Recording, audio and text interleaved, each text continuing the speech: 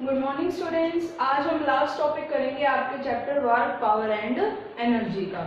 तो ये last topic है, इतना लेंथी भी नहीं है, इसमें कुछ प्रूव भी नहीं करना, सिर्फ 2 इक्वेशन बना के आपको छोड़ देना है और सारे आप इससे रिलेटेड जो 3 डेरिवेशन है वो कर चुके हैं। तो ऑलमोस्ट आपको कंसेप्ट क्लियर हो चुका है, तो जल्दी जल्दी हो जाएगा ये।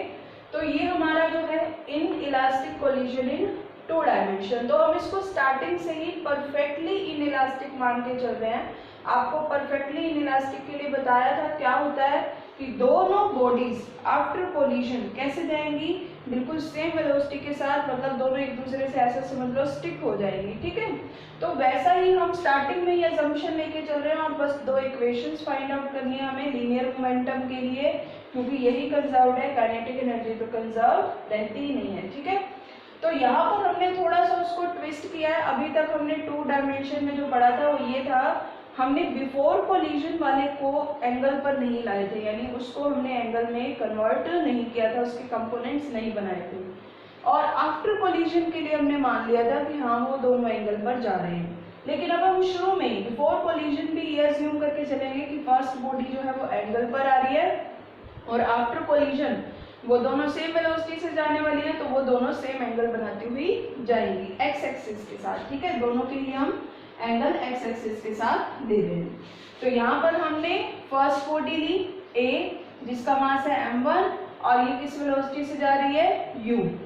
ये है सेकंड बॉडी बी, इसका मास है m2 और ये रेस्ट पे है, मींस इसको ऐसा मान लो u2 = 0।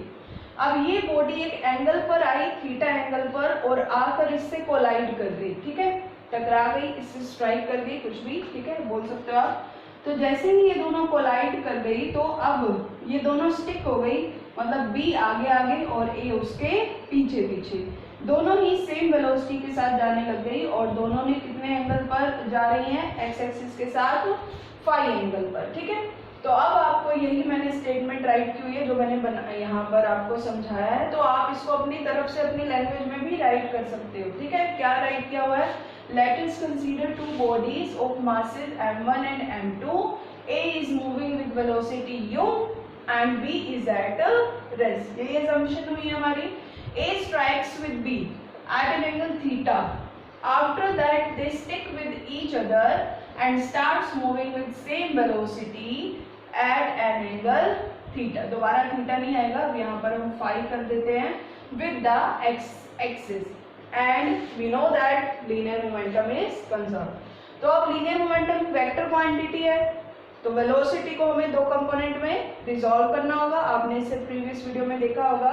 तो हम यहाँ पर ये वेलोसिटी u के साथ आ रहा था एक एंगल पर, तो वेलोसिटी वेक्टर क्वांटिटी वो 2 कंपोनेंट में क्या हो जाएगी, रिजॉल्व। जिस पर एंगल बना हुआ है वो कंपोनेंट कौन सा होगा, u cos थीटा, और जिस पर नहीं बना हुआ यानी उसके बिल्कुल परपेंडिकुलर वाला कंपोनेंट कौन सा हो जाएगा, u sin थीटा। समझ गए आप, वेलोसिटी थी एंगल पर थी तो 2 कंपोनेंट में क्या हो गई, रिजॉल्व। ऐसे ही सेम यहाँ पर भी दोनों की वेलोसिटी सेम ही है, तो v की बात कर लेते हैं हम, दोनों के लिए अलग अलग बात नहीं करते। तो v वेलोसिटी जो है वो एक एंगल फाई पर आ रही है, तो ये भी 2 कंपोनेंट में क्या होगी, रिजॉल्व। जिस पर एंगल बना हुआ है वो v cos फाई, और जिस पर नहीं बना हुआ उसके बिल्कुल परपेंडिकुलर वाला वो कौन सा हो जाएगा, v sin फाई।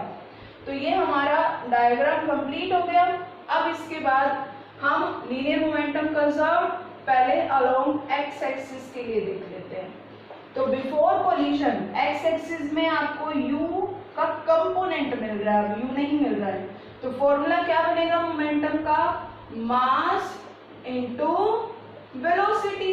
ये कंप्लीट आएगा वेलोसिटी में, क्योंकि अब सिर्फ u नहीं है, u का एक कंपोनेंट है एक्स एक्सिस में। ठीक है, प्लस सेकेंड वाले का भी, लेकिन सेकेंड वाले की आपको पता है वेलोसिटी क्या है, 0, तो बिफोर कोलिजन सिर्फ फर्स्ट वाले का आएगा। ओके, आफ्टर कोलिजन फर्स्ट वाले का मोमेंटम कितना होगा, अलोंग एक्स एक्सिस m1, और एक्स एक्सिस पे वेलोसिटी का कंपोनेंट कौन सा है, v cos phi, plus second वाले का मोमेंटम m2, और इसका भी सेम, क्योंकि दोनों की वेलोसिटी सेम है तो दोनों के कंपोनेंट भी सेम होंगे, m2 v cos फाई।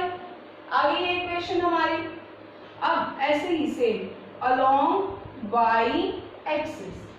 अब वाई एक्सिस में, उससे प्रीवियस वाले में क्या था, वाई एक्सिस में आ ही नहीं रहा था बिफोर कोलिजन, वो स्ट्रेट लाइन में ही आ रहा था। लेकिन अब इसका वाई एक्सिस में भी क्या है, एक कंपोनेंट है बिफोर कोलिजन।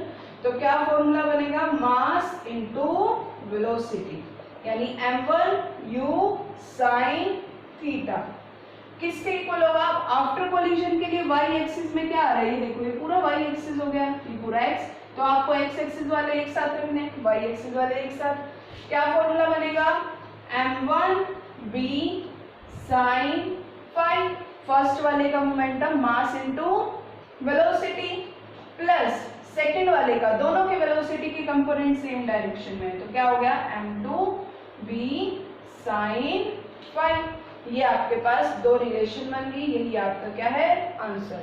अगर आप चाहो तो इसमें m1 और m2 दोनों को इक्वल पुट कर सकते हैं, लेकिन हमें कोई नीड नहीं है इसकी, क्योंकि हमें कुछ प्रूव नहीं करना है इसमें, तो आप इतना भी इसको छोड़ सकते हैं। तो ये टॉपिक आपका कंप्लीट हो गया और साथ के साथ आपका चैप्टर भी कंप्लीट हो गया। Okay students, that's it for today.